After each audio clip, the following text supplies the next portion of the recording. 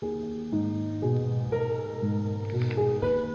hosts feel it would be a little unkind to present this podcast without just a word of friendly warning. We are about to unfold the story of Frankenstein, a man of science who sought to create a man after his own image without reckoning upon God.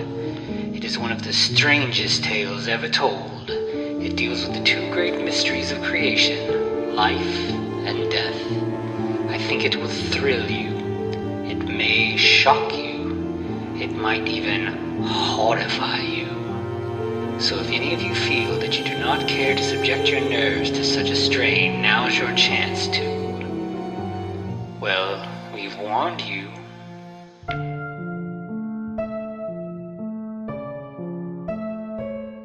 Hello, and welcome once again to the Frankencast. I'm the mad scientist Anthony Bowman. My pronouns are he, him, and I'm joined as always by... the ever-present specter of Willem Dafoe's dong, that is Eric Velasquez. My pronouns are also he, him. If I see nudity in any Willem Dafoe movie, I'm instantly like, I worry for the moment. Because that guy will take any opportunity to show his dong. Well, so have you heard the story about with Antichrist? Supposedly, they had to use a body double for him for the nude scenes. And it was because his dick is too big, and they thought it was like gonna be too much for the movie. Which, like, that's pretty good high praise. If you got like people being like, "No, we couldn't even film. It's just too much for the big screen. We just didn't want to scare people away." As many people have said, good for him. Good for him. Right. Couldn't have happened to a nicer guy. Yeah, I guess. Sure, why not? Well, with that appropriately horny intro, Yeah. it's exactly the right way to start talking about poor things. Right, 2023. Yeah. Probably well, I don't know. It actually looked like there was a pretty good amount of people there, but I don't know what the numbers are looking like right now, if it'll still be in theaters by the time they hear this.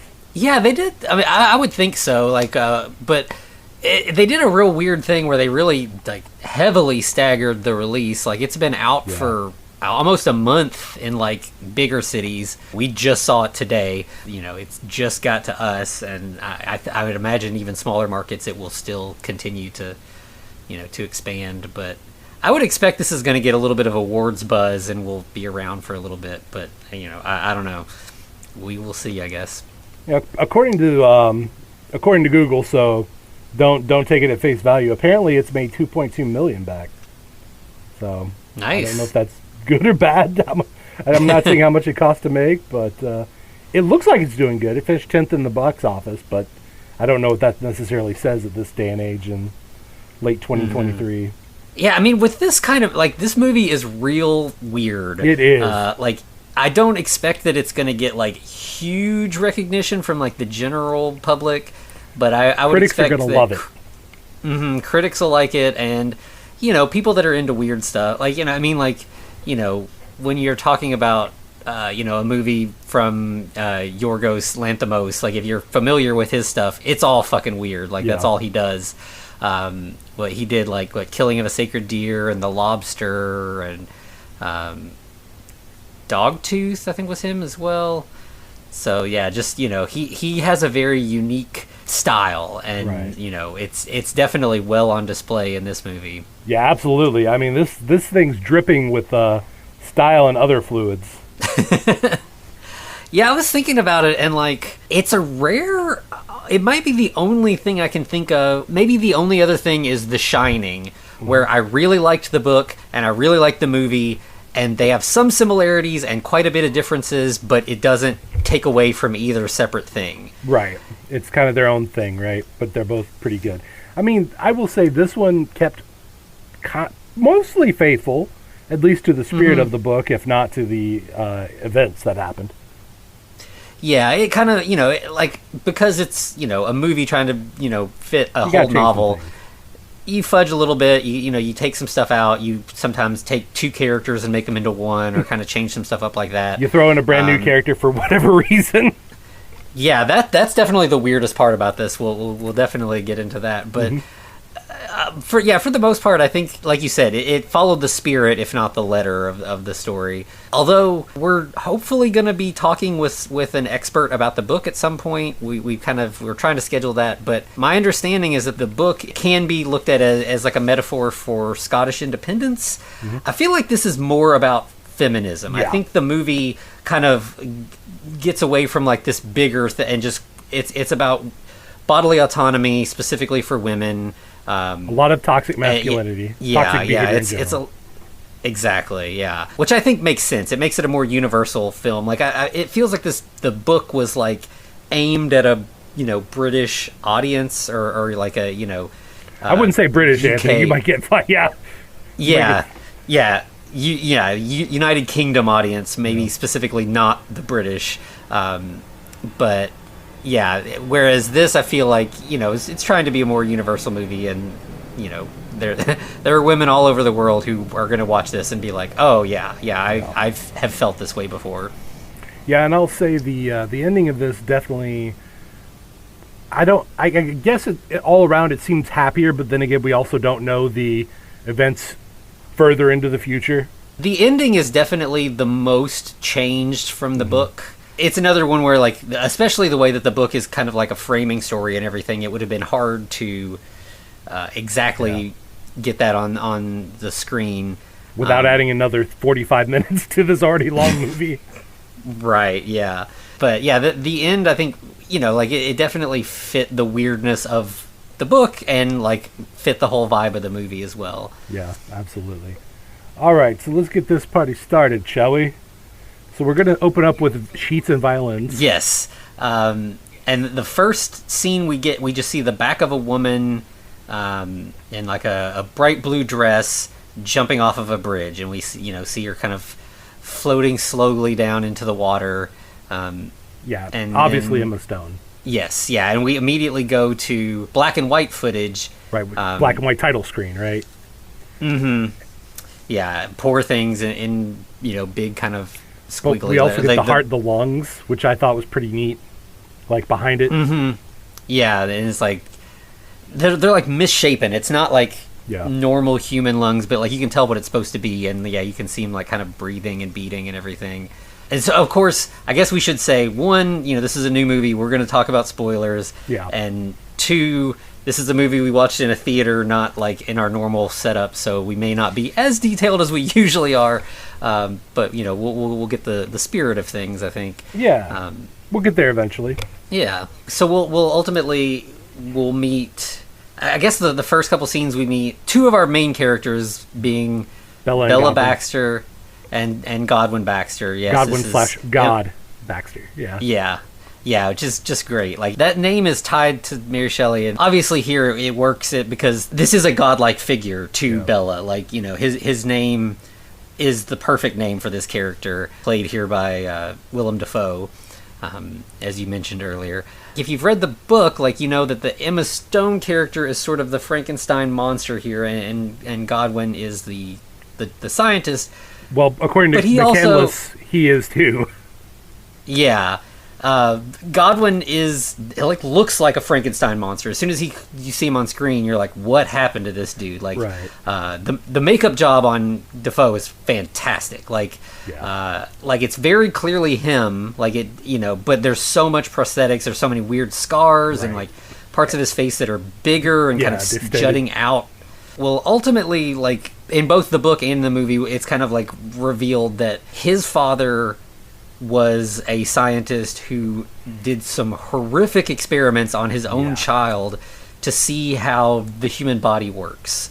So he's not a Frankenstein monster in that he wasn't put together out of corpse parts, but he was kind of sort of been turned by his own father. Yeah, turned into like he had a normal birth, and then was turned into a monster. And it's kind of the reverse where like Bella had sort of a monstrous creation, which we'll get into, and then sort of became like a normal human over time. Like, does not appear monstrous. So as a matter of fact, let's go ahead and start that off. I mean, her and Baxter's first interaction, she is effectively a toddler, if that. Like, she can barely stand up and walk around. I don't know what kind of what the awards shows are going to be doing.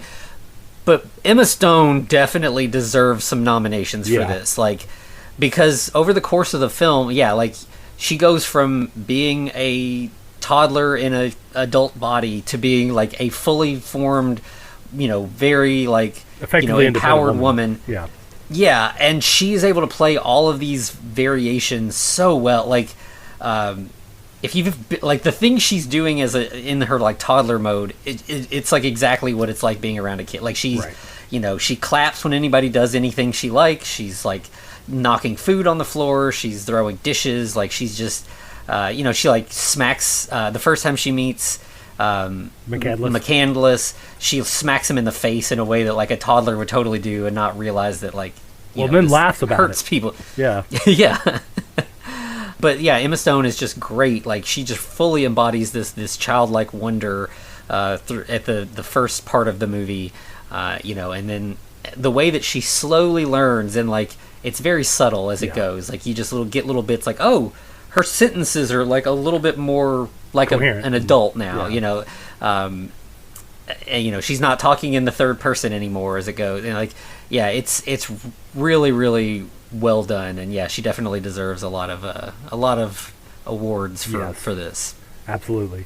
And like you were saying, the talking in third person, referring to herself as Bella all the time, and like using maybe one word sentences, just trying to convey that, and from going from that to hyper complex, thoughts and about the human body near the end or at the end. It's a hell of a change. So also though, this is kind of a change, I think, from the book. While they're eating, Godwin spits I call it a dialysis bubble. Yeah, it's so weird. It's like after he eats, every time he eats, he makes this horrible like type sound, and he just like lets one large bubble out of his mouth that floats up to the ceiling and then pops. So moist too. Because, like, one time he's eating with McCandless, and it pops, and you hear the splat right on the table. It's like, that's unappetizing. Yeah, in the book, they do talk about that he eats he eats like a weird paste. Like, he doesn't eat normal human food because of some of the things that his father did to him. And I guess they wanted it to be as weird, but, like, maybe a little bit more visual than just, like, him eating, like, pureed food or whatever. Yeah. So this bubble kind of tells that story that like he doesn't eat the normal way that humans do because of what's been done to him. Right. Well, and he's even hooked up to this series of like tubes with all kinds of chemicals inside of them, right? And that's we'll find out that's helping him digest his actual food. Yeah, his dad took his pancreas out. Is that what it was? No, something to do with his gastrointestinal fluids. He removed all of his stomach acid and his ability to create stomach acid. Gotcha. Yes, and there are people that have this issue, and they just take a bunch of specific pills that cause your body to generate what you need. But no bubbles. Wouldn't be as weird as but this movie is very visual. It's very stylistic. So of course, this is the perfect way to show that he experiences the world in a strange way because of what's been done to him. And going back to Bella being a toddler at this point, once the first bubble pops, she just starts going and clapping. Which is exactly what would happen in real life. Yeah, of course. We're also introduced to a lot of other changes, namely the bull duck. What is it? We have the pigkin. And what is it? Goost? Like, because it's half goat and half goose. Yeah, because if I remember right, in the book, he talks about he has two rabbits, like a black rabbit and a white rabbit, and he cut them both in half and then sewed them on opposite parts. Right. And then at some point later in the book, he does it again and gets it back to normal. Yeah. And then they calculate. But, again, that's not really as visually stimulating for a movie. So, yeah, you got, it's like a bulldog body with a goose head growing out of it. Yeah. And we'll get the bulldog head with the goose body or the duck body later. Yeah, and then the chicken, it's a chicken body with a pig head coming out of it, which is bizarre. Like, it makes no sense. This thing could not stand up in real life, but it looks great in the movie. Sure. Yeah. Yeah. So it's clear that like Godwin, has taken the weirdness of his father's experiments and taken them to the next level, and is seeing what he can create that will, this is like Herbert West level shit, but like these things are all alive and thriving and seem to be fine. So yeah, like right away it takes a little bit before we finally find out Bella's deal. But like it's pretty clear right away that like she's also an experiment, that something about her is unique. So, but also in addition to that, we then go into the operating theater where we're introduced to McCandless for the first time, who's praising Baxter while some of his classmates are kind of mocking Baxter for his appearance. Yeah, like they're we're not going to learn from a monster. And McCandless is like, he's like one of the greatest minds in our field. Like, if you're not listening to him, then why are you even here? Like, this is why we're at this school, is to learn from this particular man. Right. And Baxter even calls him out. He's like, "Hey, McCandless, after the lecture, well, you and me, we'll go for a walk, a walk and talk." Yeah. So they definitely hit it off, and Godwin takes McCandless back to his house to show him around and let him meet Bella. Can we talk about like an aside here real quick? Yeah. The costume design on this movie is wild. Like, because in the beginning, like, Bella has all kinds of bubble dresses, is what I'll call them. It looks like bubble wrap, or like one of the bubble jackets, but somehow made into an old Victorian style.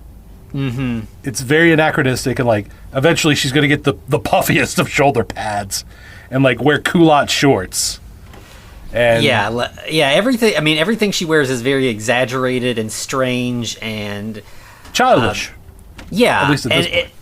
Everything. It's the thing about this, like both the book and the movie, is they're not really in any specific time. They both take place in very specific places. We'll as people travel, we'll go to very specific cities, but those cities don't look like what we've seen, because it's there's like weird hot air balloons and like weird trams and pulley systems overhead. Yeah, it's like, it's not steampunk, but that's like the closest sort of like basic genre that you might be familiar with. Like, it's verging on it for sure.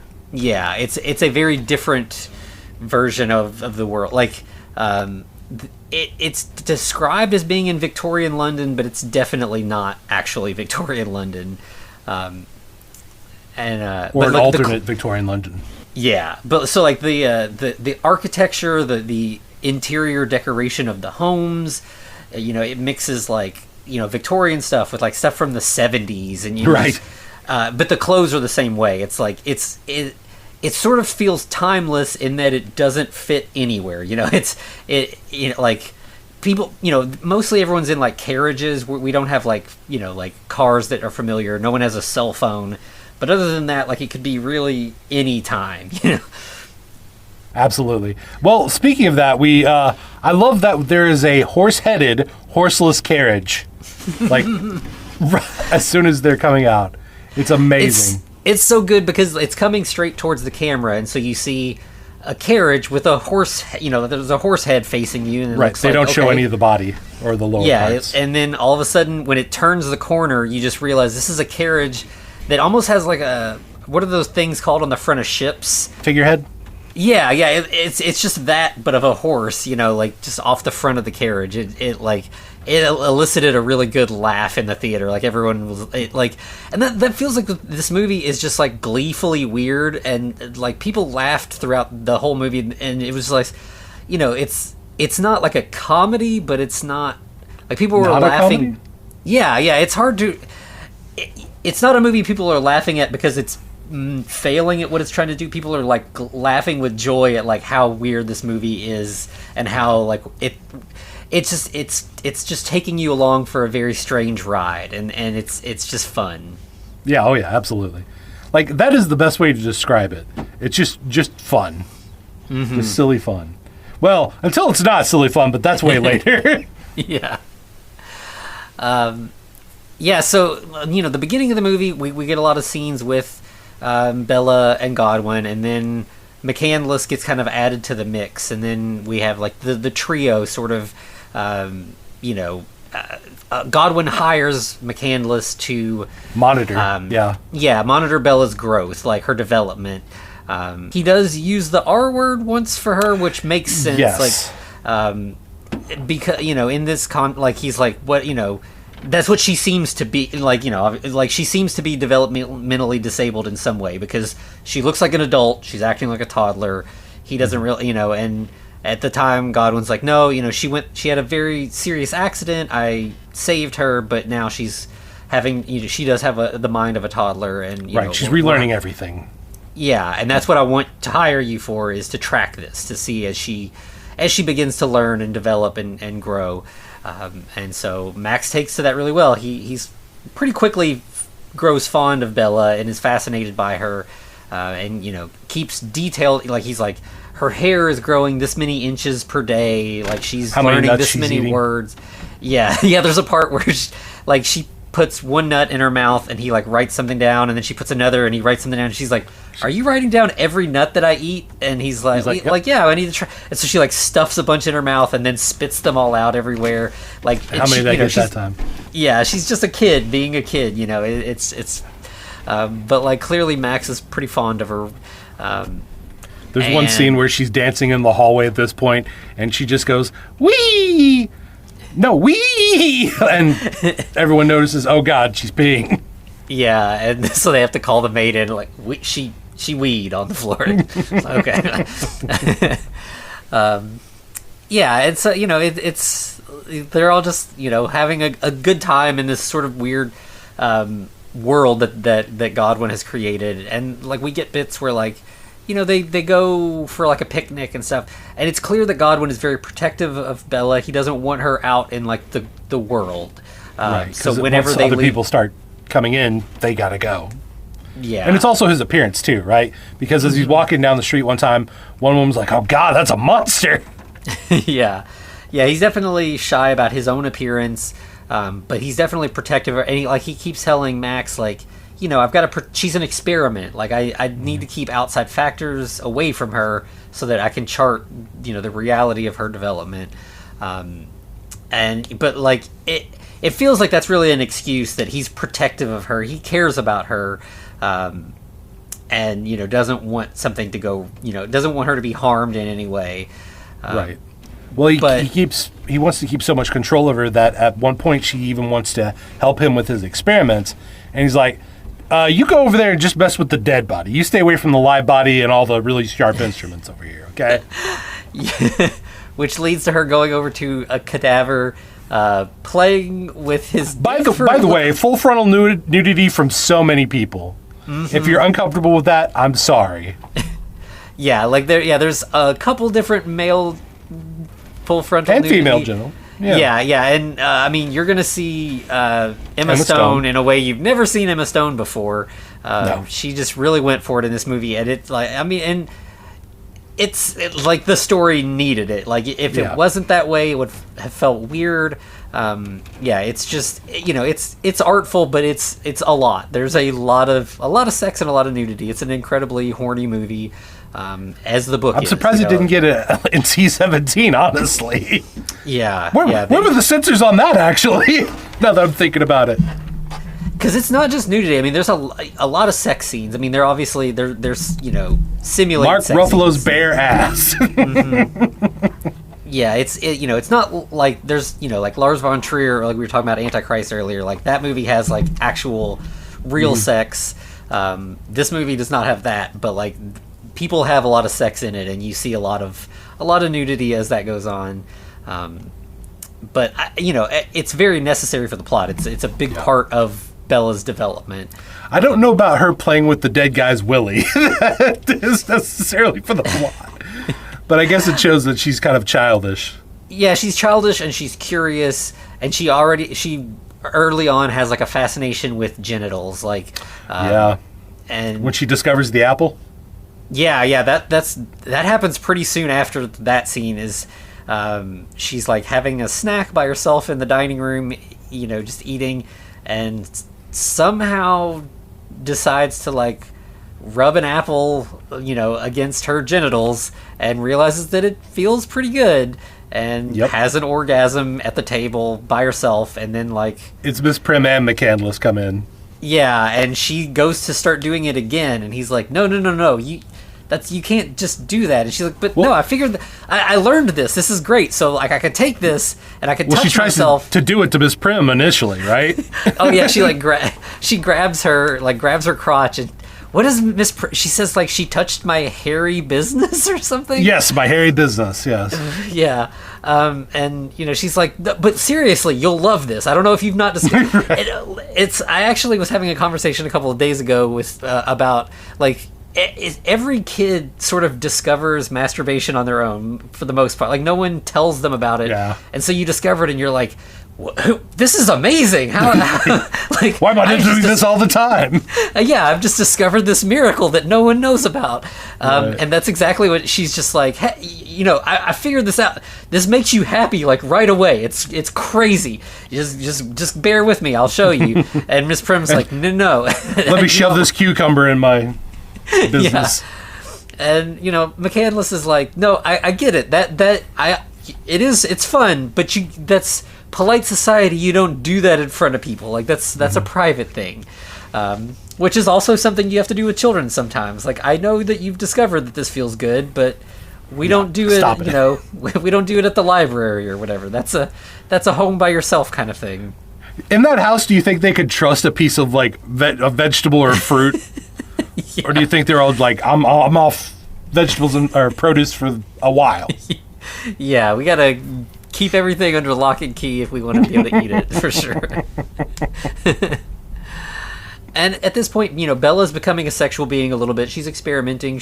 Her vocabulary has expanded a little bit. And Godwin goes for a walk with McCandless and is like, I see the way that you look at Bella. Like, I know that you're developing feelings for her. And she has feelings for you. Yeah, and McCandless first is like, but no, she's, I would never. She's she's an experiment. She's still kind of childlike. I wouldn't. And Godwin's like, I know. Like, you don't have to. Like, I'm cool. It's cool. Like, I think that you all should get married. Like, I think that you want that, and I think she would like that. And McCandless is like, but you don't want to. Like you didn't. Right. You didn't make her to be your mistress. Yeah, and Godwin, like, there's this bit where Godwin, he's like, no, like, you don't, like, my whole situation, you don't even want to know. Like, I am a eunuch. For me to have an orgasm would take enough electricity to power the city for, like, a week. I'm a disaster. Like, yeah, she's great and all, but, like, I cannot fuck her. It's not in the cards for me. So, go forth and have fun. Like, by the way, what the fuck is wrong with his dad that he was like, I'm gonna operate my kid's genitals? What? Yeah, well, like I feel like the book makes mention that his dad did some stuff to him, but like the movie I think actually is more detailed and more graphic about it. There's a part where Bella asks Godwin about his thumbs. Like his thumbs are all scarred up and weird, and he's like, oh yeah, my dad built these weird little cages and put my thumbs in them so that the bones wouldn't grow. He wanted to see what would happen. And at first it hurt really bad. Later. Yeah, and he's like, but eventually, I started to focus on the growth in my other fingers, and by the time my dad came back, I was smiling. I was enjoying this experiment. So, like, his father fucked him up both physically and mentally in some serious ways. Right. But yeah, apparently did some weird shit to his genitals as well. And yeah, so... But your own kid? Like, how fucked up is that? It's it's any monstrous. Kid. Let me take a step back because it sounds like I'm almost endorsing it for anybody else. But no, just don't do this to kids. Yeah. I mean, it's like it feels like a reverse of Frankenstein again. Like whereas Victor Frankenstein, you experimented on a corpse and created a living thing that was sort of monstrous. Here we have this father who took a normal functioning human and experimented on it to the point that it became a monster. Right. Only in appearance, though. Yeah, exactly. Like he's not, he's not dangerous or violent, but like both physically and emotionally, he is monstrous in a lot of ways, like because of what's been done to him. And yeah, I mean, like it's kind of surprising how kind and open he is about everything, considering what's been done to him. Absolutely. But yeah, so once Max and they have this conversation, Max is like, yeah, you're right. Like I am falling in love with Bella, and I would love to marry her. And let's get the paperwork started. Yeah, Godwin's like, okay, there's one condition, and Max is like, well, yeah, obviously, she has to want to be married. Right. And Godwin's like, oh yeah, two conditions. that what you said. But also, you have to live in the house. You all have to stay here with me. Like I want to keep her in my life. So they're going to sign a contract about that, and to do that, they have to hire a lawyer. Duncan Wedderburn. Yeah, Godwin brings in Duncan Wedderburn, played by Mark Ruffalo, who also, I feel like this character is a smaller part of the book. But they really kind of lean into this part, and I'm glad because Mark Ruffalo just runs away with this movie. Like he's so much. He's fun. a glorious bastard, and I love it. Yeah, which makes sense because, like, again, this movie kind of focuses more on the feminism angle, and I feel like this part of the story is the most important part for the idea of like bodily autonomy and everything. Right. Well, for the beginning, for this first part, we've got a gothic horror romance. Right? Mm-hmm. Yeah. Now it's going to become a sex farce. Absolutely, yeah. It's going to be an Oscar Wilde style play from now on. Yeah, like pretty much right out of the gate because like they Godwin is having Duncan fill out all this paperwork, and Duncan's like, "This must be some really fascinating woman that you're creating paperwork to more effectively trap her." And Godwin's like, she's very special to, we want to, and then Duncan's like, I gotta go wee. Yeah. my whole family's had this line of just weak bladders. We just pee all over the place. Yeah. And so he, obviously sneaks up to go meet Bella, and right away he's taken with her.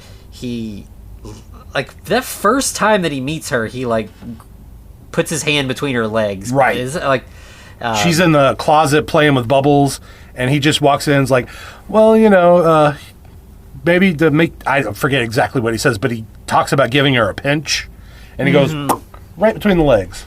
Yeah, and obviously, like, as we know, she's experimenting with how things feel there, and she likes the feeling.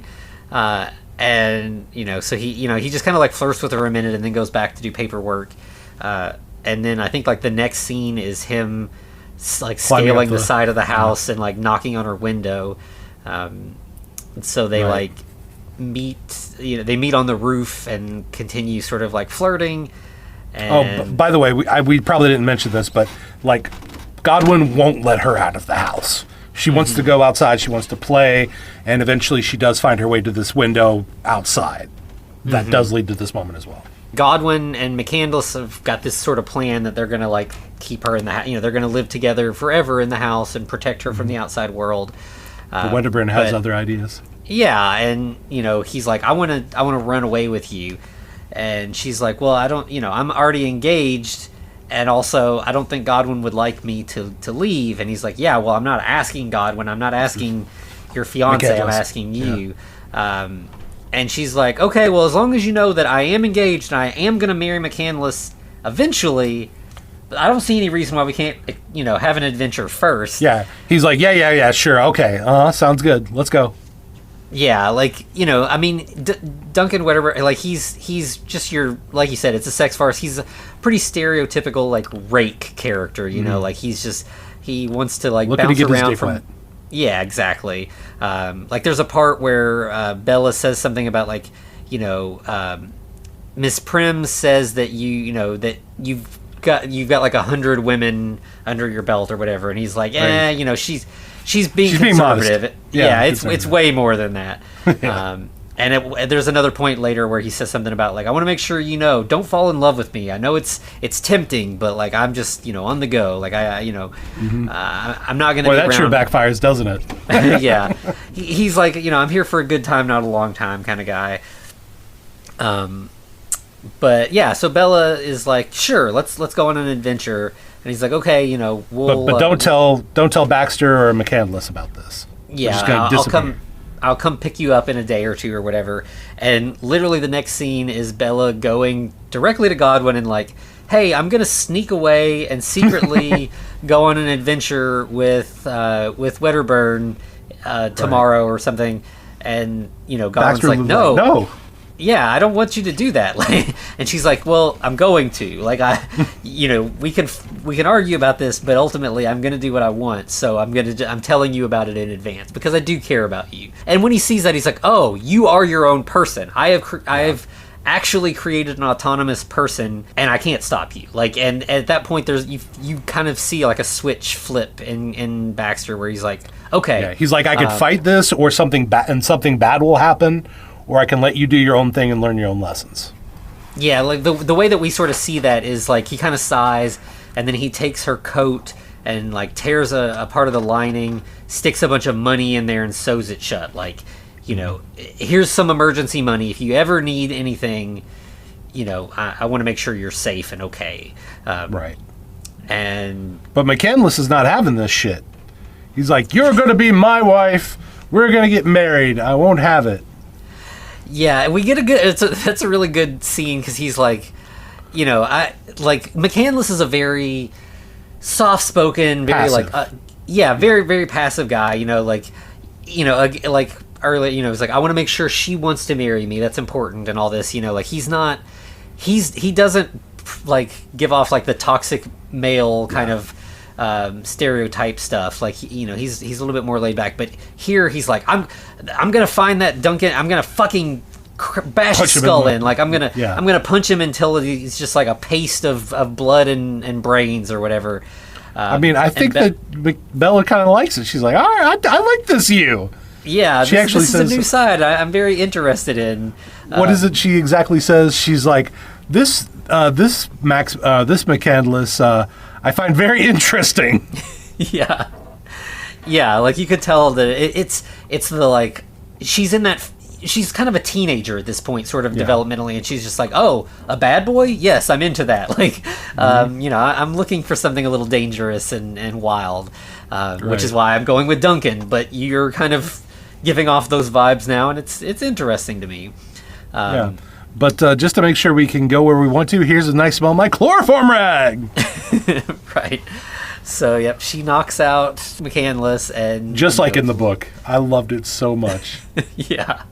And so then we just get Bella and Duncan on their sort of adventure.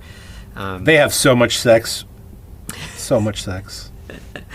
Yeah, like that's pretty much the first couple of scenes is just them having sex. They go to Lisbon, right? Mm-hmm.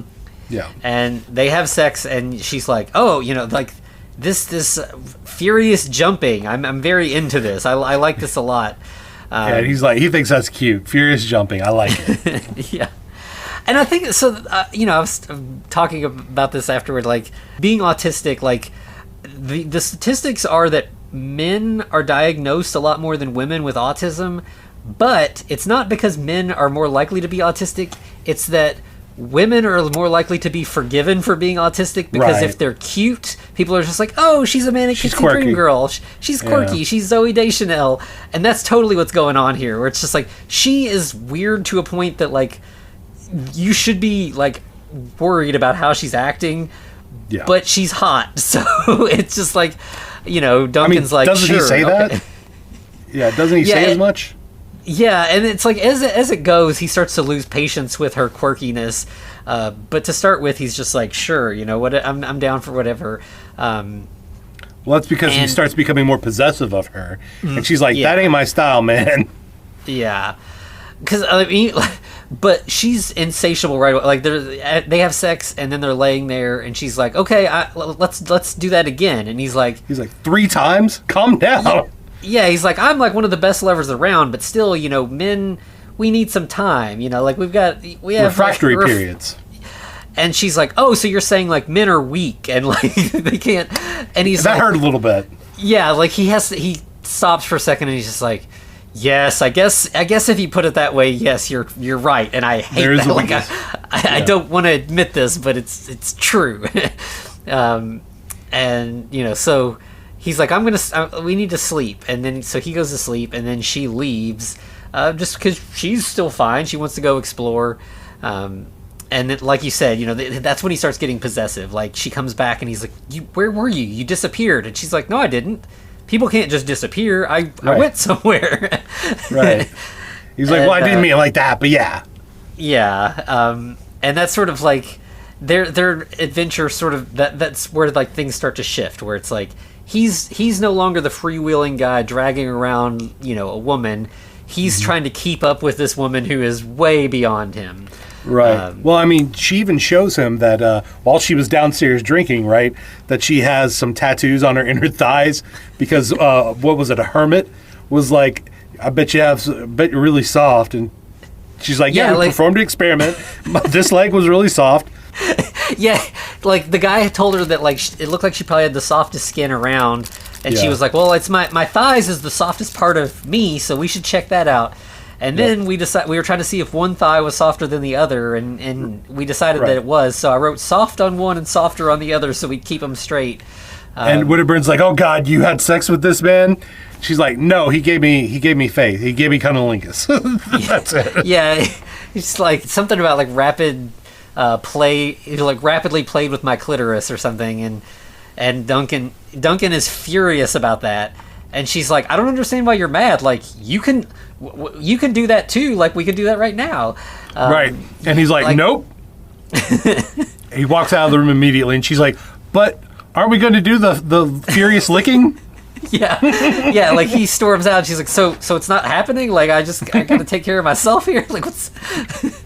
like, there's definitely, like, a polyamorous quality to her, where she's just like, we like I'm with you right now. We can do whatever, and when I'm not with you, I'm gonna do whatever I want. Like it's fine. It doesn't take away from what we have when we're around each other.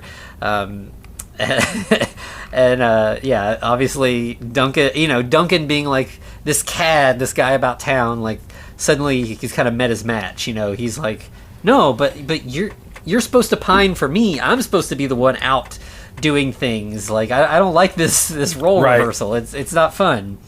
Yeah. He caught feelings. Bad for him. Yeah, exactly. And so around to this point, he's like, okay, well, I know you're really into adventures. Sorry, I kind of took that. It surprised me. I took it hard. I got another adventure, though. Why don't you climb in this trunk? Climb in this chest. And she's like, sure, an adventure. I'm into that. And then, no way I would trust that guy. Yeah. And so then it's just like the trunk opens and she pops out and they're not in the... She's like, wait, so the adventure was we're in a different hotel room? And he's like, no. This isn't a hotel. We're on a boat now. Yeah, but immediately she puts it two and two together and she's like, oh, you couldn't keep me to yourself on land, so you took me and you're trying to imprison me on the boat. Yeah, and he's like, no, I mean, you can wander around the boat as much as you want, but I can keep a little closer track of you. The boat's smaller than, Lisbon. Yeah, all Portugal. Yeah, so she immediately, she's like, okay, I'm going to start exploring the boat, and, like, right away makes friends with two passengers. This section is probably one of the bigger sort of, like, changes from the book. In the book, we have... But it's Dr. Hooker and Lord Astley. Lord Astley, these two older gentlemen who, like, they're both sort of like vying for Bella's attention, and they both are like very intellectual but have like very opposing viewpoints on the world, and they're basically just spouting their philosophies at Bella, trying to sway her to their viewpoints. Astley is very cynical and very, I guess cruel would be a phrase, but he's more of the warmonger, whereas Hooker is more religious.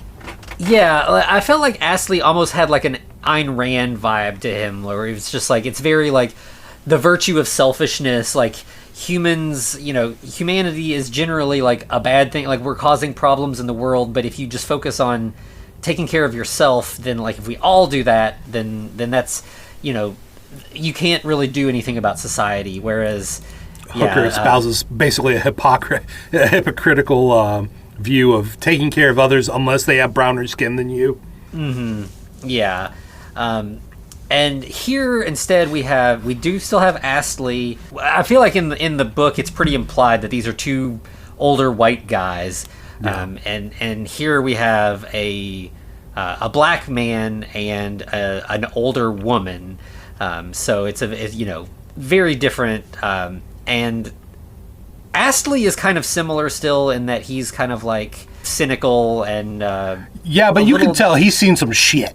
Mm-hmm. Like the other Astley saw some shit, but that's because he initiated it, whereas this one has seen it because he's been the victim, possibly perpetrator. So he's like, fuck everybody else, get mine. And instead of Hooker, we have an older woman, Martha. Both Astley and Martha are very fond of Bella right away, and Duncan doesn't like that she's made friends, which causes Astley and Martha to sort of they're very protective of Bella right away, and they're like, oh, so she's not allowed to have friends, like you're trying to be possessive of her. They're antagonizing him. Mm-hmm. Yeah, they definitely don't like him, and they are trying to do what they can to protect her. They're still kind of like teaching her philosophy and stuff, and like Bella sort of like learns a little bit from both of them. Martha's very old, and so like Bella talks to her about sex, and she's like, I haven't had sex in like 20 years, and Bella's like, not even with your own hand? Yeah. And she's like, oh, from time to time I still use my own hand. And she's like, oh, good. I'm glad you're getting something, because like 20 years, I'm like 20 minutes is a long time for me right now. Like I can't imagine that.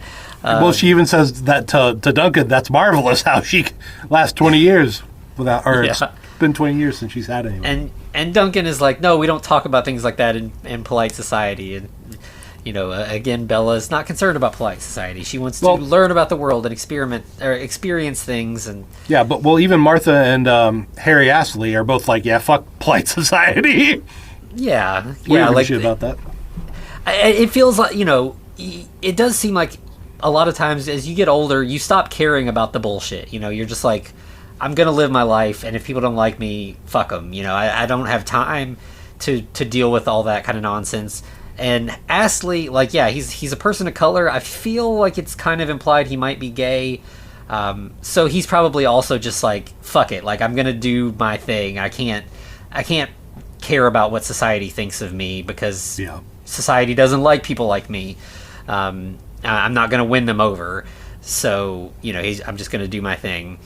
And I think they see that Bella is weird also. And they're like, don't try to conform. Like, be your weird self. Your weird self is fun. Like, we like talking to you. We like the way that you look at the world. It's childlike. It's new. It's fresh. And they're kind of encouraging that. Ashley's trying to encourage her to go one way, like the more cynical route, whereas Martha's like, nope, you stay just the way you are, honey. You're doing fine. Mm-hmm. And there is one point around here where it's they're on a cruise ship, they're traveling or whatever, and Astley takes her out onto the deck, and they look over. It's like a poor community, like a slum, some sort of like ghetto. Oh, that's area. in Alexandria after they get rid of Wedderburn for a little bit. Okay, yeah. Wedderburn is gambling. Like at this point, like they've kind of like he's still on the boat, but they're they're on the breakup. Yeah, so he's kind of become a gambling addict. He's like in the boat casino, spending all his money. And Astley takes Bella to like look down at this community where like you got a lot of people sick and dying, and like he's like, you can hear crying, and she's like, what's that? And he's like, that's babies dying. It's hot. They don't have water. They don't have food. There's rampant illness. They're just kind of stuck in this like slum area. And Bella's like, we should do something. Like, we got to help these people. And Ashley's like, how? He's like, if you go down there, like, they're going to rape and kill us, both of us. Mm-hmm. And just like we would do if we were in their position. Yeah, there's nothing we two insignificant people can do to save this whole community of, starving, dying people. And, I mean, there's, it's an understandable sentiment, because it is kind of overwhelming sometimes when you I can give, some money to a homeless person and feel like, oh, I might have made his one day a little better.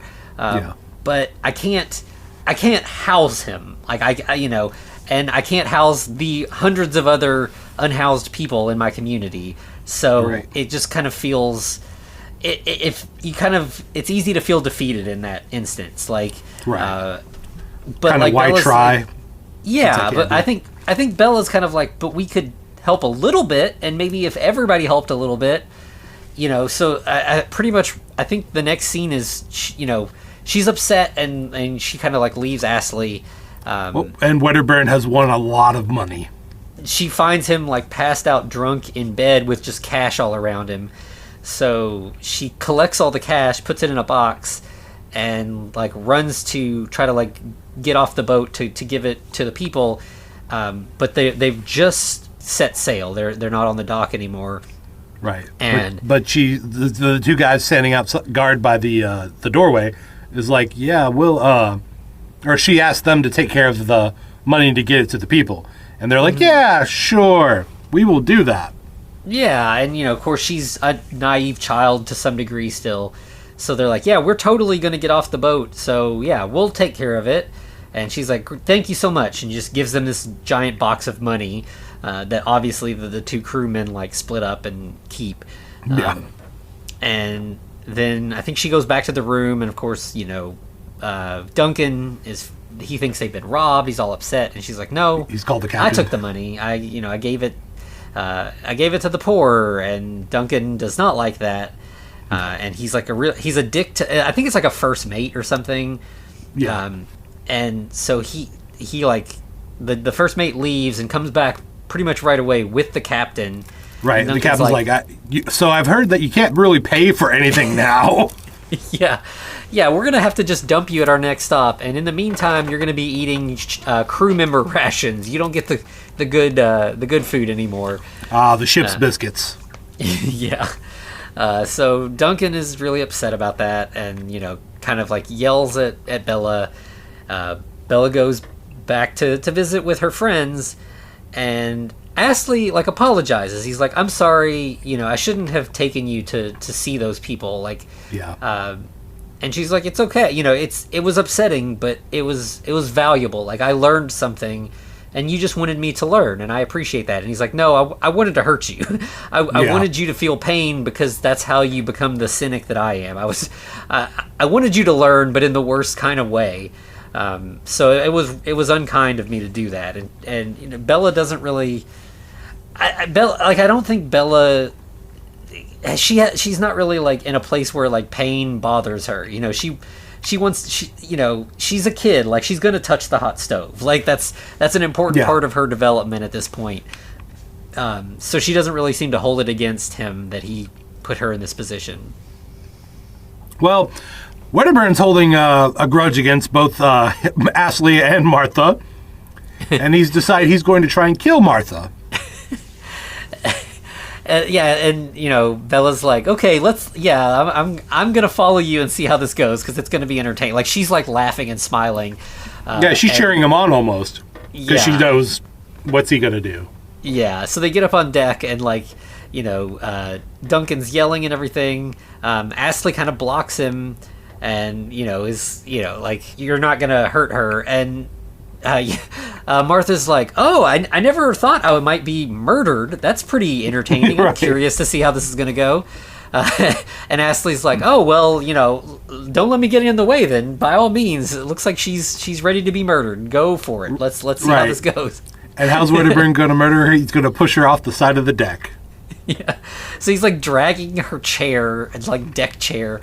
This is an old-timey deck chair, like a really solid, maybe made out of steel deck chair.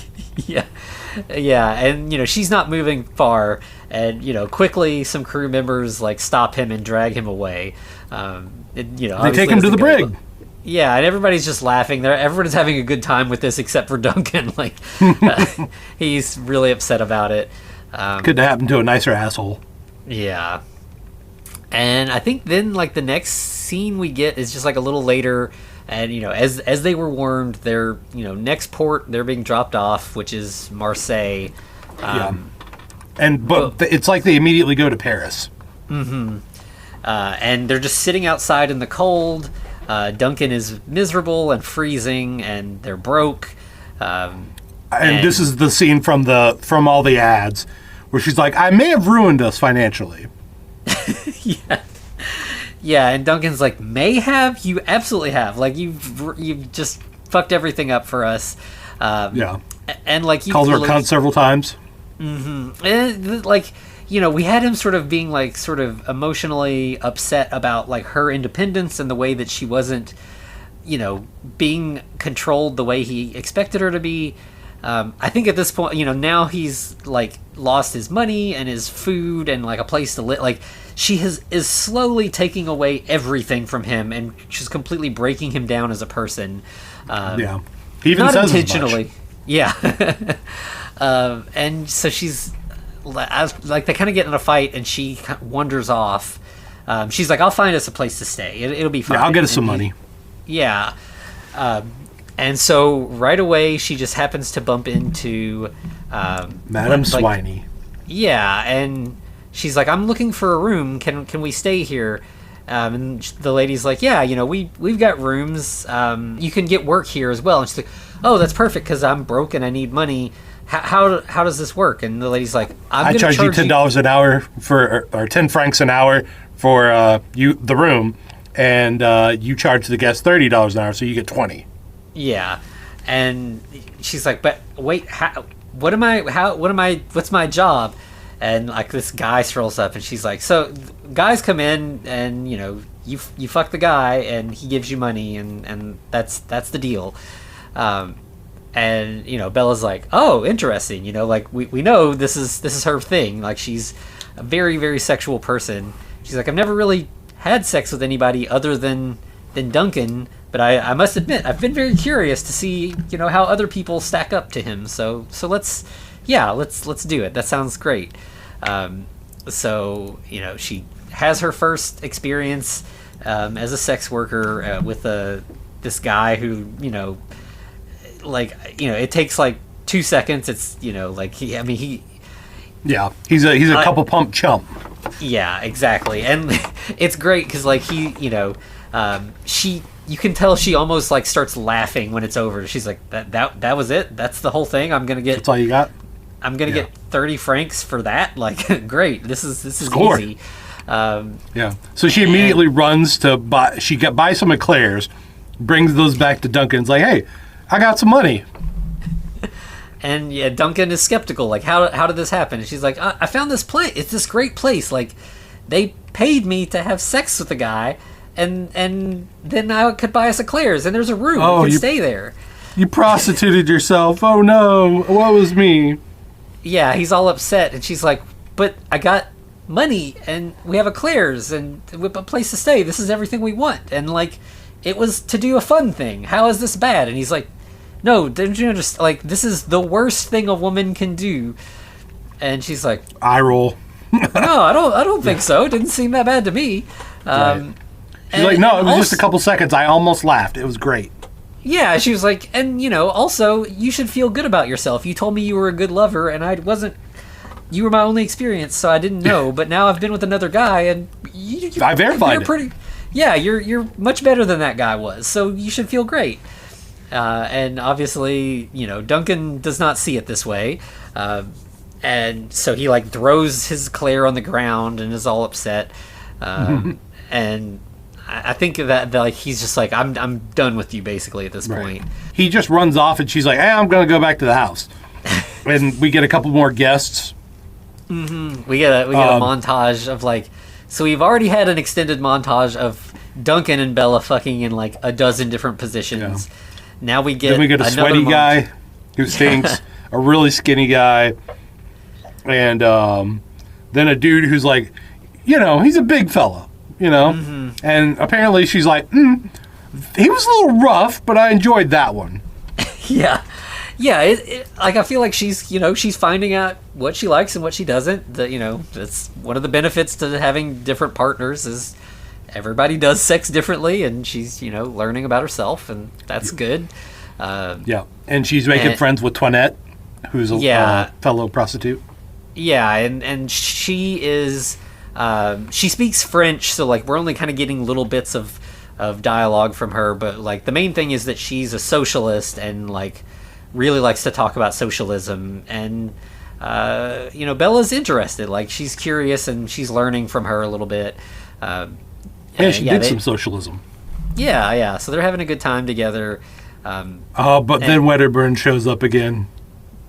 Yeah, and he's further upset. Like Bella! He's out, and Mark Ruffalo, like he does such a good job of being like slimy. like and everything in this movie is just slightly campy. Like it's not like John Waters campy, but it's like right. It's an 11. It's not like it's not a 20 on the dial, but it's a little past normal human interactions. And Mark Ruffalo does a great job of like just being super extra.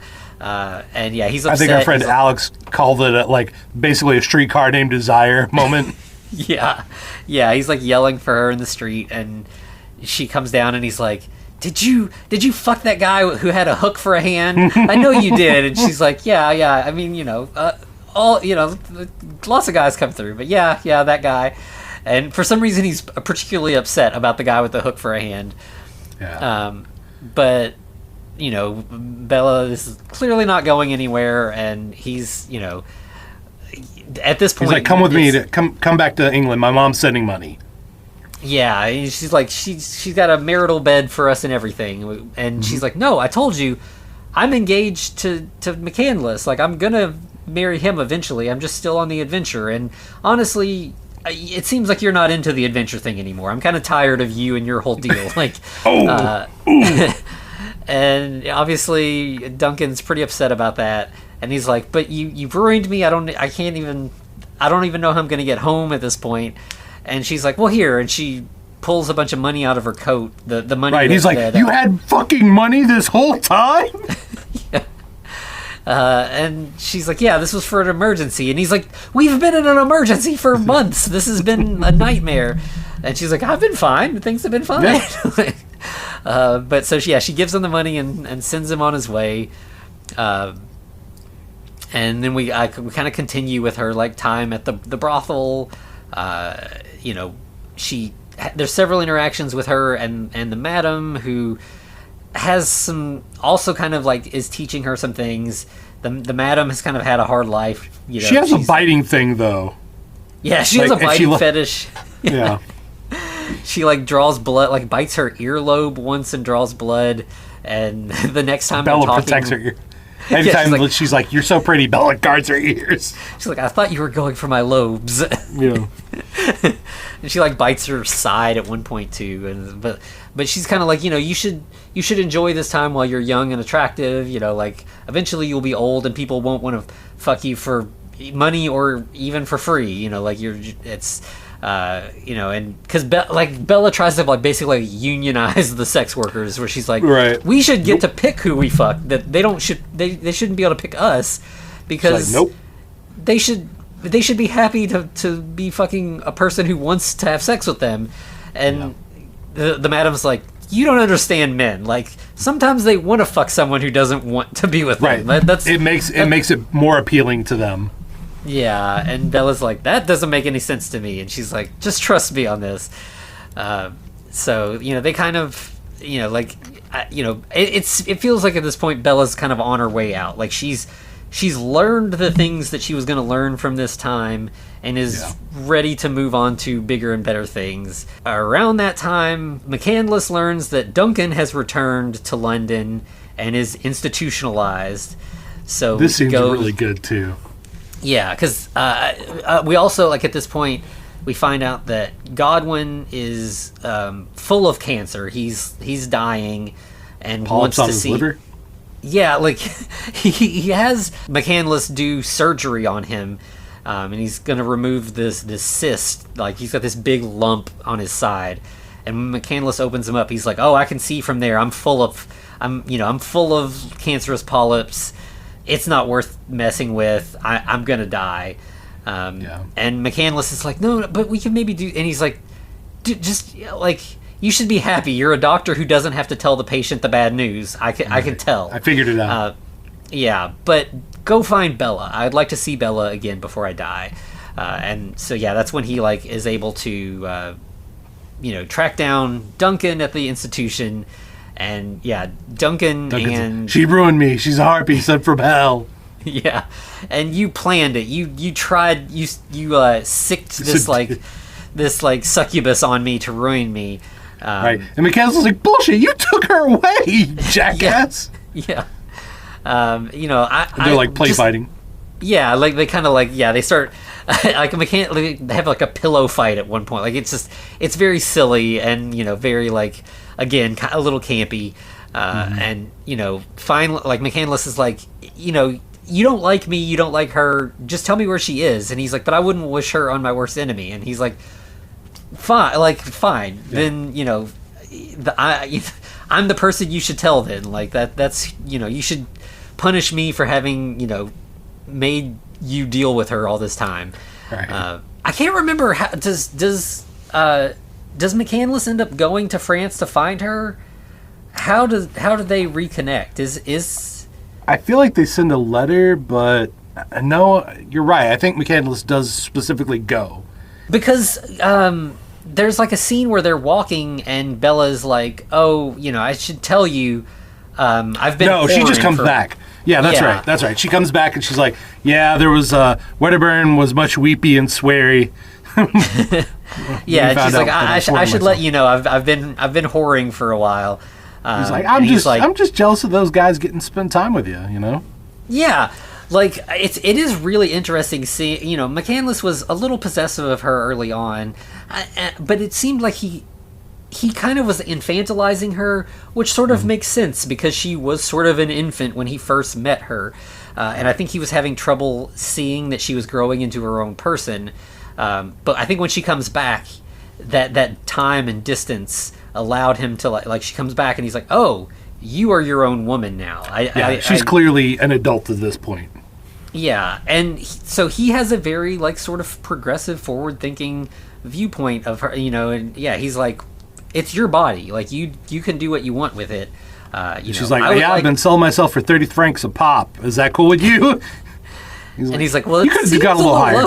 Yeah, but it's fine. Like, and she's like, so you would still have me? And he's like, would you still have me? Like, there was a time when I was really the only option you had. I was the only man around you.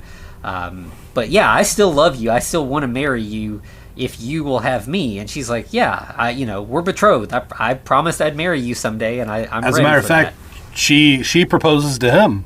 Mm-hmm. She's like, yeah, I really liked this whole scene. Will you marry me? Yeah, it felt like this sort of felt like what the movie was trying to tell us all. Like, right. Bella has learned all these things about herself and about what she can do and what works for her and what she wants, and she needs the opportunity to go out into the world and learn these things. And Max has gotten to a place where he can accept her for who she actually is and her actual wants. Right. And they're kind of meeting as equals. He's not trying to own her and control her and keep her trapped in the house. They're past all of that at this point. Yeah, absolutely. Like, this has the makings for being a very healthy relationship. Yeah, for real. This isn't when they go like, okay, we're getting married now, right? I think pretty much from there we might get another scene or two of like her talking to Godwin and stuff, but ultimately, the next big scene is we're at the wedding. I love how Godwin just walks in. He's like, "All right, I was able to walk in because I had a bunch of heroin shot into between my toes. I did a couple other drugs, and I did cocaine because I like to do cocaine." Yeah, it's so good. Yeah, like because she's surprised to see him. He's been like kind of like bedridden for a little bit. And he's like, yeah, the heroin for the pain, I can walk, but yeah, he's like, I'm just partial to cocaine. That was just for fun. And so they start the whole wedding. They're like, but what's a good wedding scene without someone to interrupt it? Mm-hmm. A man bursts in military garb, and he's like, Have I missed the part where, speak now or forever hold your peace? Or did you just skip that altogether because you didn't want anyone to stop you? Right, because this faux New Age type of wedding, right? Yeah. And everyone's like, who the fuck are you? And he's like, I'm Alfred Blessington. Blessington, that's right. And you're my wife, Victoria. And by the way, we didn't mention that another person earlier on, when she was running around with McCandless, noticed her and was like, are you Victoria Blessington? And she's like, nah, not me. Yeah, I'm Bella Baxter. And that's valid because Wedderburn basically is like, see, this is her. I tattled on her because I don't want her to be happy either. Yeah. So we have Blessington, and then we also have Wedderburn there right with him. Now Wedderburn's just a sniveling little henchman, though. Mm-hmm. We also, like, over time have gotten little bits of Bella's history. So we kind of knew that she was Victoria Blessington, but she didn't up to this point. Right. So, like, the woman jumping off the bridge at the beginning was Victoria Blessington. Her body was Victoria Blessington. Her brain is an unnamed child that is the daughter of the Blessingtons. Yes. So Godwin found a dead woman who had jumped off a bridge, and apparently with a hook in her nose. Yeah, like a fish hook or something. But so he found her, like, she'd floated up on the banks, and he was like, "Oh, she's freshly dead. I might be able to do something with her." And then saw that she was pregnant, and the baby inside of her was still alive. And so he decided that, as you do, this is his sort of Frankenstein thing. Rather than bring this woman back to life, who clearly had a reason to not want to be alive, right? That instead he took the brain out of her infant and put it into her body. So now this is a new baby in a... This is a ship of Theseus fucking moment, is what this is. Yeah, and it's of a piece with him being like, I decided to sew this pig head on a chicken just to see what would happen. There's no real reason to put a baby brain into a grown body, but I wanted to see what happened. Yeah, versus just have the baby. Yeah. At this point, Bella's like, okay, sure, I'll go with you, Blessington. Yeah. Like, that's definitely a departure, is that he's like, you're coming with me, and she's like, yeah, okay. There's also, I don't know if this was entirely intentional or but like, so the way, obviously over the course of this movie, Bella is in some wild clothes. Her wedding outfit, she's wearing a white dress, but she's also got just a piece of, like, white, like, mesh tied around her head. It's the veil, but it's like a bandana over her face. Mm-hmm. And the way that it goes on this, like, so it's tied, and so, like, on the side of her head, it's, like, thicker and less, like, sheer. And it looks like the Bride of Frankenstein, like, lightning bolt hairstyle, like, as it goes up the back of her head. I felt like that might be a little nod, maybe not, but I thought it was a nice little touch. Going back to that, when they I think they re-go over the revival moment, and it looks like it reminds me of Metropolis, right? Where they're reanimating that robot. Mm-hmm. I'm like, okay, I see you. The science lab here, I mean, it's very steampunk. There's lots of sparks. It's futuristic in a past kind of way. Every set in this movie is just beautiful, and it's all sets. Like this movie doesn't look real, but it looks beautiful. Like everything. It's hyper realistic. Mm-hmm. It's like sort of the way that, like, Wes Anderson movies are, where it's like, this doesn't look like real life, but it's so just fun to look at. Mm-hmm. It's similar, but even weirder. And this is not a movie that wants you to feel like you're lost in the fiction. Like, this movie wants you to know you're watching a movie at all times. Like, to the point that it uses weird lenses, weird angles. So many lenses. Like fisheye lens a lot of the time, like the pinhole lens where you've got, like, the black around the edges of the screen. It's very playful. It's just any sort of tool that a director can use to, like, make things weird, they're going to use it. I think our friend Alex even mentioned the only thing they didn't do was a Dutch angle. Those are the scary angles. Yeah, and like they use a lot of fisheye lens, which fisheye lens is usually a very steady shot because it makes the edges weird, but when it moves, it makes things real weird. They move it like there's so many tracking shots. Tracking shots with a fisheye lens where everything on the edges is distorted and weird. But it works. it works for because this everything about this movie is weird, and it's not trying to it's trying to take you out of it and just put like make you aware that you're watching this fiction. We also haven't mentioned that there are parts of it that are in black and white and parts that are in color, and it feels very Wizard of Oz in that way. Like that Wizard of Oz again is a movie that like this is a movie. Like I'm watching a movie. Yeah. I'm not trying to be fooled into thinking this is real. And it feels very similar to that in a lot of ways. Yeah. So let's talk about the Blessington carriage ride home to the manor. Yeah, so I mean, right away, like I mean, he's very controlling of her. He's kind of telling her. He's even worse than Wedderburn. Mm-hmm. He's like, "You're not going anywhere. You're going to stay with me for like at least a couple months before I even let you out of the house." Oh, also, by the way, I have this pistol that I need just in case the servants get a little uppity. Yeah, he's waving a gun around most of the scenes he's in. Like, he's just the worst. Yeah. Whereas, like, Duncan was like, I'm not trying to control you. I want you only around. Be with and me. all that.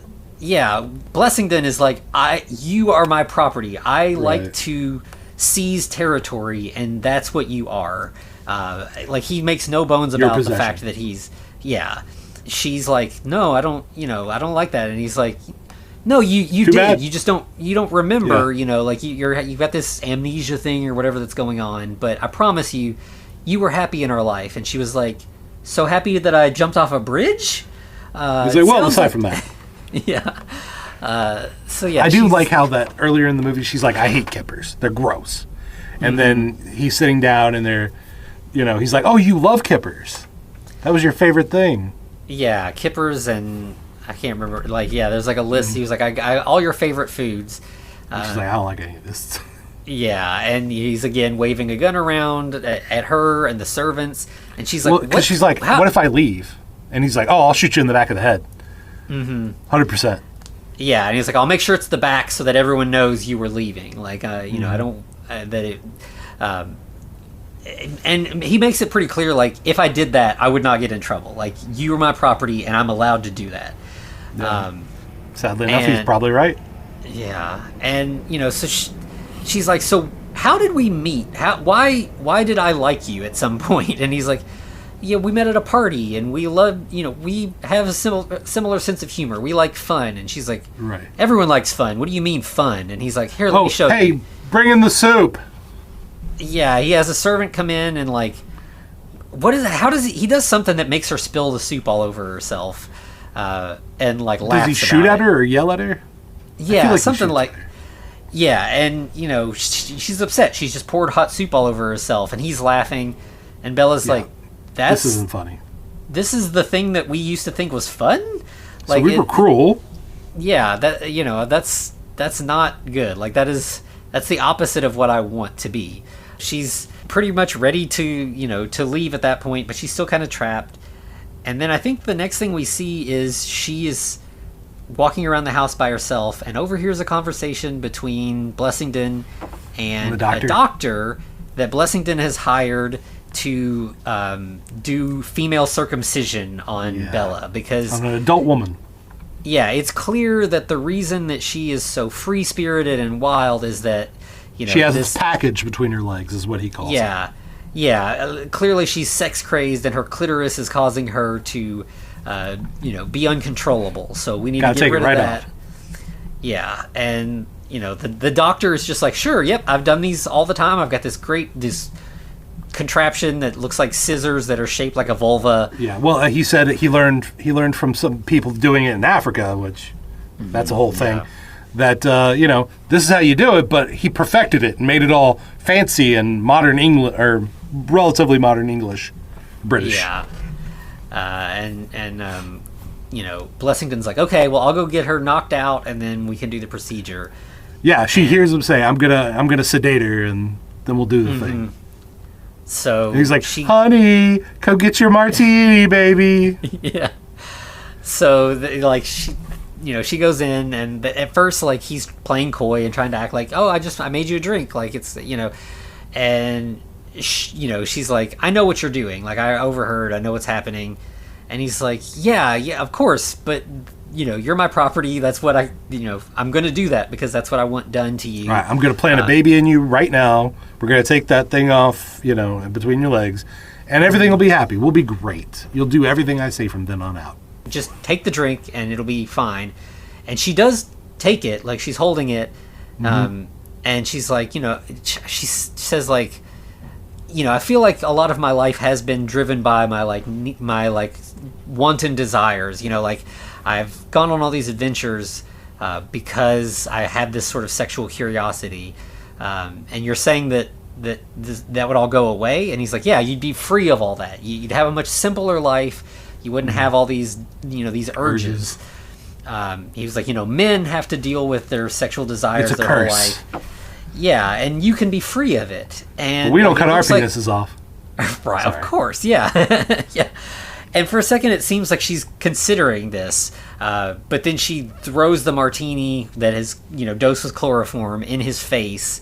He kind of like starts to stagger, and she gets the gun from him, and like he's fighting with her with it. Yeah, and he shoots himself in the foot. Yeah, and then kind of collapses. So then the next thing we see is that she somehow managed to drag him to Godwin's house and is like, Godwin, McCandless, I need your help. Like he's losing a lot of blood. We need to do something about this. Yeah, but Godwin's a little too sick right now. He's not able to help, right? Yeah, and so McCandless is like gonna help, and McCandless is like, wait a second. Do you think he's the kind of guy that would forgive us for you trying to run away? I don't think he's gonna stop. Yeah, if we heal him, he's just gonna keep doing his thing. And she's like, well, yeah, I don't want him to bleed out, but I didn't say we couldn't improve him in some way. And then we get one of the most fun shots of the movie. It's just like a close-up of Bella being like, what can we do? And then a close-up of McCandless thinking, and then just a close-up of a goat. Well, just like, it's the goat that's half goat and half, was it half goose or was it half dog? I think it's dog. I can't remember. Yeah, but like the goat just like, mahs at the camera. And then we cut away to Godwin, who is now dying.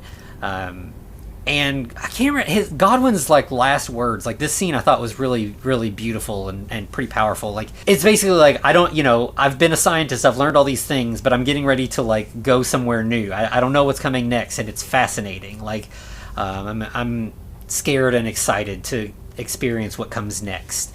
And then, he just kind of like, fades away. But it's a really great scene because you have, first it's Bella / Victoria getting in bed with him like she's a child. But then after a while, McCandless slides in like, and he's the other child. Yeah, he cuddled, like they're sort of like cuddled up on either side of him as he passes away. Yeah, it's a really beautiful kind of like sweet and sad moment. It feels like, Godwin is, as we mentioned at the beginning, everyone calls him God. And like it just feels like this is the world that he's created, and it's now going to move forward without him. Like his new Adam and Eve.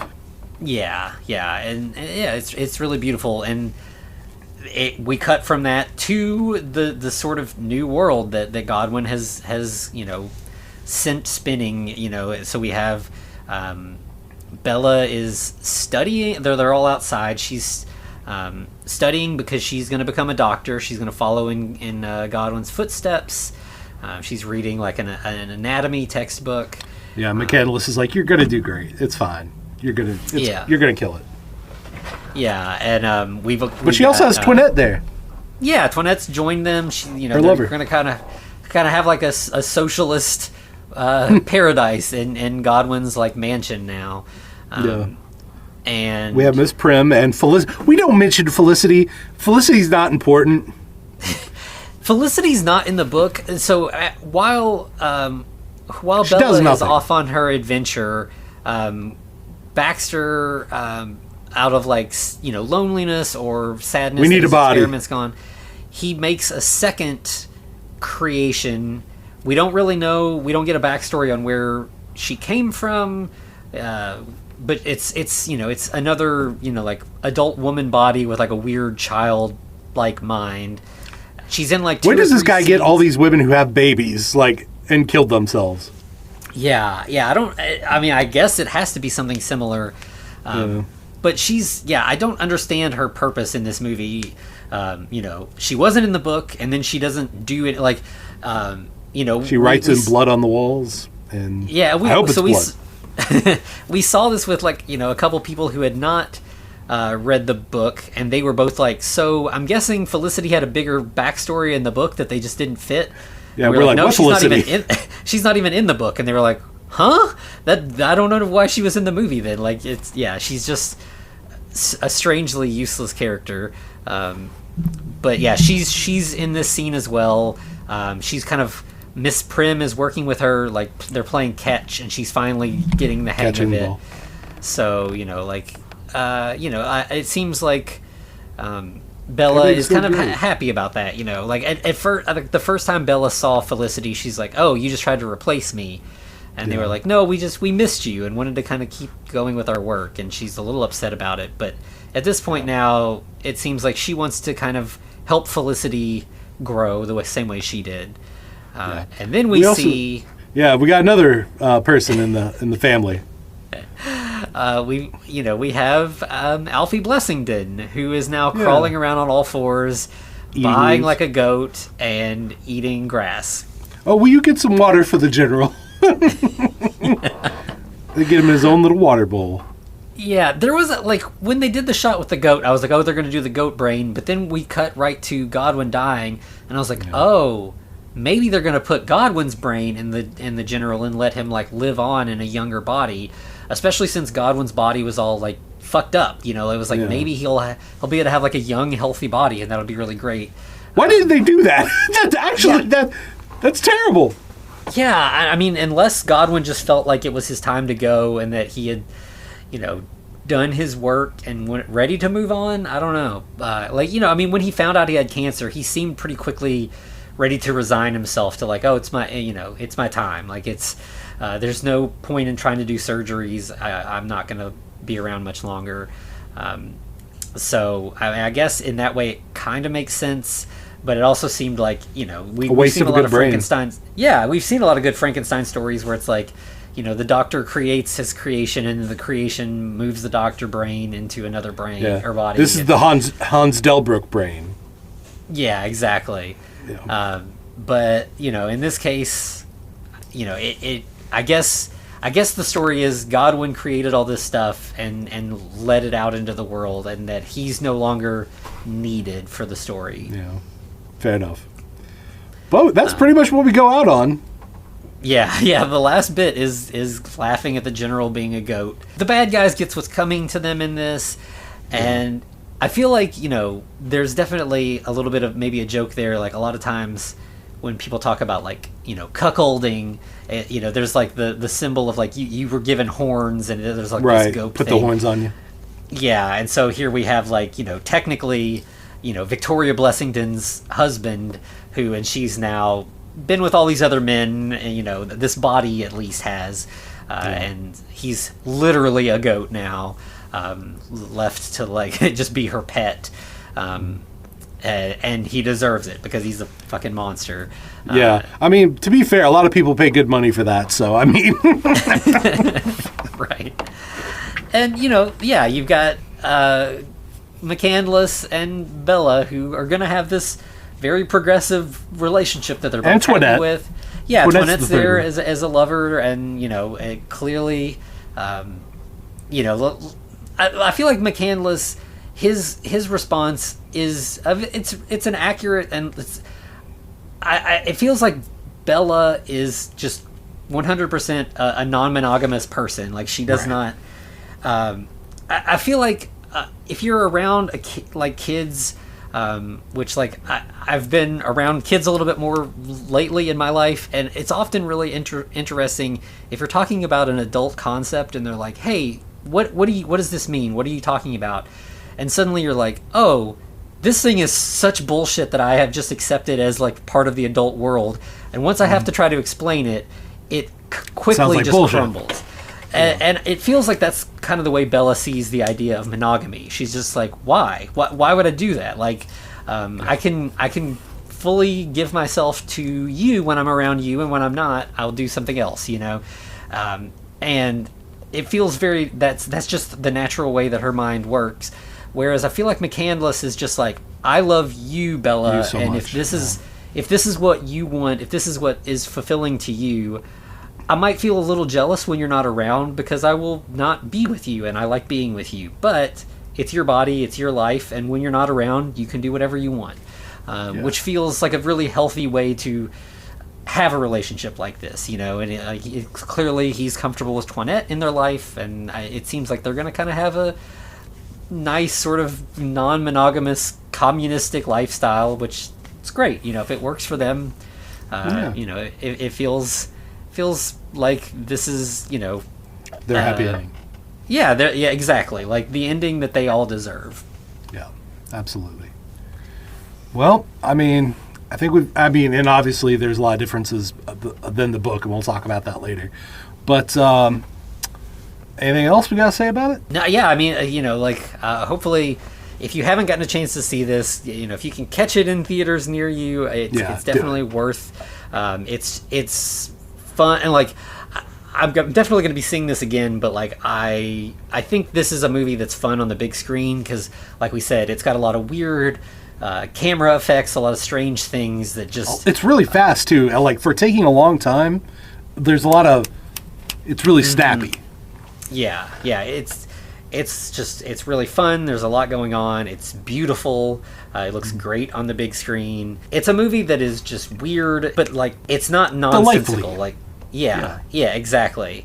And it's got this great sort of progressive feminist message, and it makes you sort of think about how you view capitalism and the medical community and relationships, and how you feel about the women that and the lives that they lead. I think women are going to get a lot out of this that as a man we may not relate as much to what's going on with Bella, but I think you could definitely learn from that and see if you see negative things in the men in this movie, you might question the way that you have viewed the world. Are you a McCandless or are you a Wedderburn, or exactly. Are you even worse, a Blessington? Yeah. And I think, I'd like to think that I'm pretty progressive about a lot of that, but I feel like there's always room to grow, and I think this movie shows that, and I feel like it's a movie that's got a lot to say, but it's not hitting you over the head with it, and it's not preachy. Yeah, exactly. It's a beautiful movie that tells the story well, and I've been excited about it for a while, and I think it lived up to the hype. I know. We've been waiting for this thing forever. I'm like, all right, we're going to see it next week. How about next week, Anthony? What about next week? Is it coming out next week? Oh, it's finally got a release date. Yes, okay, let's go. Yeah, and for a movie that I've been hyped about for that long, and that I've read the book to still really enjoy the movie is a rare feat. I feel like a lot of times, even one that I always think of is Annihilation. Mm-hmm. I feel like everyone I've ever talked to who has not read that book thinks that movie is fantastic. Right. I read the book and then saw the movie, and I hated the movie because it just you have preconceived ideas. Yeah, and it may be a great movie, but it just didn't do what I wanted it to do with the source material. Whereas this, I think that it gets the spirit right, and the changes don't feel arbitrary. They don't feel stupid. Yeah. They feel like we needed to tell the story in a different medium, so it's more visual. It's more stylistic. It's a rare feat to make a movie and really nail the source material and still make it its own thing. And I feel like it just really knocked it out of the park. 100%. Absolutely. All right. Well, where can they find us, Anthony? So you can find us on all the socials at The Frankencast. You can email us at thefrankencast@gmail.com. You can also find us over on YouTube, and you can find us at patreon.com/thefrankencast, where we're, if you like us talking about weird stuff, we're always talking about weird stuff over there. Absolutely. All kinds of fun stuff, and, we'd love your support there. Our patrons are how we were able to pay to go see this movie. So, yep. We would, obviously, if you can't afford it, that's fine. But there's free trials over there. You should check out what we're doing because we have a lot of fun over there as well. Yeah, try before you buy, right? Absolutely, yeah. Yep. Okay, well, in that case, Anthony, I guess we're gonna. Well, we've already did the Victor Frankenstein thing, didn't we? Yeah, that will be the next one. So yeah, we've made a big mess of our schedule lately with a couple new releases dropping in the middle of stuff. I know, but we appreciate everyone. You're bearing with us as we keep changing things at the last minute. I think we're gonna finally start getting back to normal. We'll do Victor Frankenstein next week, and then get back to the actual schedule that. Get back to our spreadsheet and hopefully... Right. It's been a mess. No. Yeah. Well, thank you all. Possibly, is this the year end or... Yeah, I think this will be like Happy New Year kind of at this point. There you go. Happy New Year's. And to be continued. Looks like you survived another episode. The Frankencast is a production of FCR Media. It's hosted by Anthony Bowman and Eric Velasquez. Follow us on Twitter at The Frankencast, or send us a letter at thefrankencast@gmail.com. Our cover art is by Amanda Keller. You can find her at Keller Illustrations on Instagram. Our theme music is by Vivek Abhishek. Thanks for listening.